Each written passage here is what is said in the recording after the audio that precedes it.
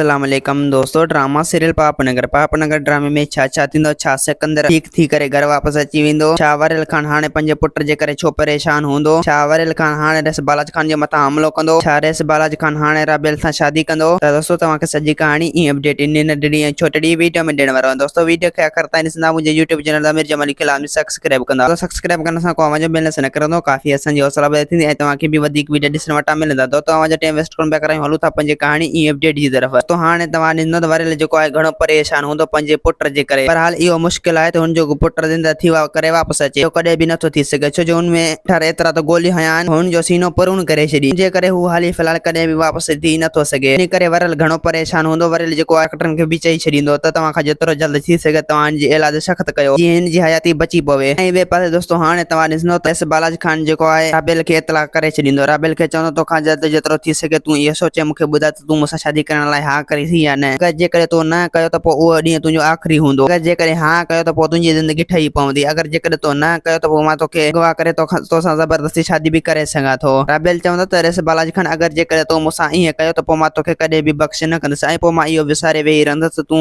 ॻोठ जो वॾो आहीं, तूं रेस बालाज खान आहीं, पोइ मां तुंहिंजी इज़त बि मिटी में मिलाए सघां थो, छो जो मां हिकु सिंध जी न्याणी आहियां। मुंहिंजे करे रेस बालाज खान तुंहिंजो हलो इन में त तूं पंहिंजी इज़त मिटी में न मिला। रेस बालाज खान चवंदो त तोखे चाहियो ऐं तोखे हमेशह लाइ चाहींदुसि ऐं तोसां ई शादी कंदुसि, तोखे पंहिंजी घरवारी बणाईंदुसि, तोखां हिकु निकाह करे पंहिंजी घर वठी वेंदुसि। राबेल चवंदो त मां बि ॾिसां त तूं मूंसां कीअं थो निकाह करीं, अगरि जेकॾहिं तूं ज़बरदस्ती कई त पोइ उहो ॾींहुं तुंहिंजो आख़िरी ॾींहुं हूंदो। ऐं ॿिए पासे दोस्तों हाणे तव्हां ॾिसंदो वरियल जेको आहे पंहिंजे माण्हुनि खे होशियार करे छॾींदो, रावल खे बि चई छॾींदो पंहिंजा माण्हू होशियार कर त जीअं असां रेस बालाज खान जे मथां हमलो करे सघूं। अगरि जेकॾहिं असां रेस बालाज खान खां पलांद न कयो त पोइ हर माण्हू असांखे ताना ऐं मेणा ॾींदो, उनजे करे असांखे हर हाल में उन खां पलांद करणो आहे ऐं उन खे पेरनि ते झुकाइणो आहे। मां बि ॾिसां त रेस बालाज खान कीअं थो ॾाढो ॾेखारे। दोस्तों उम्मीद त कहाणी आई हूंदी, मूंखे पसंदि, असांखे ॾींदा इजाज़त, वरी तव्हां सां मिलंदासीं के नई वीडियो में। ख़ुदा हाफ़िज़।